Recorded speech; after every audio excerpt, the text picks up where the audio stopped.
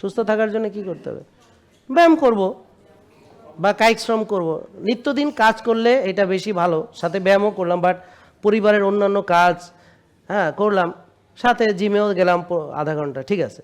কিন্তু আমি 3-4টা লোক রাখবো কাজের, আর ওদিকে আমি ভালো ট্রেনার রাখবো, ভালো জিমে যাব, হ্যাঁ ওখানে একটা মানে আবার গাড়িতে অনেকক্ষণ ধরে আসবো, আবার যাব, পথে আসতে যাইতে 1 ঘন্টা বা 2 ঘন্টা, হ্যাঁ জিমে যায় ওখানে মানে, আর এদিকে ঘরের কাম আরেকজন করব। মানে মহিলাদের মেন্টালিটিটা আপনি বুঝতে পারছেন?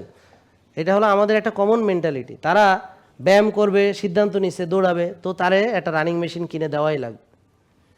জামারি ধরছে মানে হেরাওয়ালক করবো না আসলে, কিন্তু কিনতে হবে, ব্যাপারটা বুঝছেন। তারপরে 2.5 লাখ 3 লাখ টাকা দিয়ে একটা রানিং মেশিন কিনছে, তো প্রথম তো উঠা তো কে কার আগে উঠবো বুঝছেন, কম্পিটিশন। তারপরে উঠছে, হাইটা টাইটা মাজা গিরা ব্যথা হয়েছে বুঝছেন, গাটা ব্যথা হয়ে গেছে, জীবনে তো আটে নাই। তা এখন কয়দিন পরে দেখবেন রানিং মেশিন আর কেউ নামায় না, ওর মধ্যে আলনা বানাইছে, কাপড় চোপড় সব ওখানে ধুবায় রাখে বুঝছেন। ওটা হচ্ছে নতুন আলনা, মানে ঘরে আলনার অভাব পড়ছিল, ওখানে শেষ তার ওই প্রথম তো টাকাটা খরচ হইলো। তো এরকম বহুত লোকের ঘরে দেখবেন এরকম রানিং মেশিন ভাঁজ করা আছে এবং সেখানে কাপড় চোপড় সব ধুবায় রাখা হয়। কি আছে কি না? থাক, জানতে চাই না কার বাসায় আছে।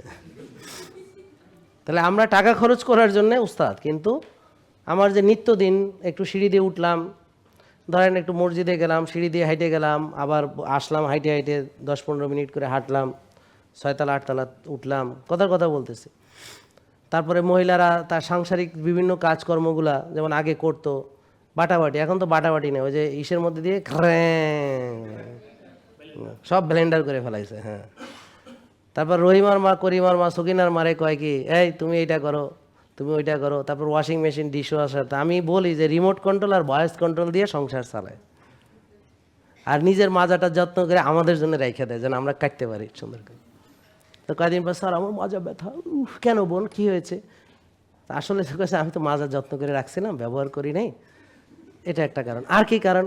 যে আমার মাজার ক্যাপাসিটি ছিল 60 কেজি, আমি তারে দিছি 90 কেজি, 30 কেজি বেশি নিয়ে আসে, হাঁটে, টয়লেটে যায়, শোয়, ওঠে, বসে। তা মাজারও তো একটা শক্তির ব্যাপার আছে। এটা তো আর এসএস দিয়ে আল্লাহ বানায় নাই, এটা তো বানাইছে নর্মাল হাড্ডি গুড্ডি দিয়া।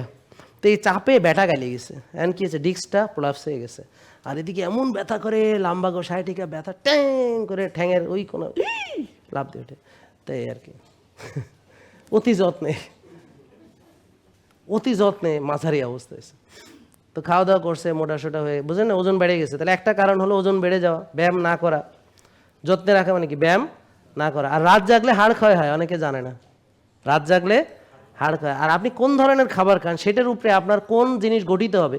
তা আমরা যে খাবার খাই এতে চর্বি ছাড়া আর কিছুই গঠিত হয় না সঠিকভাবে, মাংসপেশিও ভালো গঠিত হয় না, হাড্ডি তো হয়ই না। আর উপরন্তু টেনশনে ক্ষয় হয়, ব্যায়াম না করলে ক্ষয় হয়, মানে ব্যবহার না করলে কি হবে, মরিচা পড়ে। তো অস্টিও আর্থ্রাইটিস মানে কি, জং পড়ছে। অস্টিওপোরোসিস মানে কি, হাড় ক্ষয় হয়েছে, বুঝছেন, মাজা ঘুরায় না। তা মোবিলিটি একটা জিনিস, যে কোনো জিনিস না ঘুরাইলে কী হবে, এটা তো জং পড়ে যাবে। দরজা না খুললে কী হবে, কবজায় জং পড়ে যাবে। হ্যাঁ বুঝতে পারছেন? জেকে লাইফস্টাইল লিমিটেড, ওষুধ মুক্ত সুস্থ জীবন।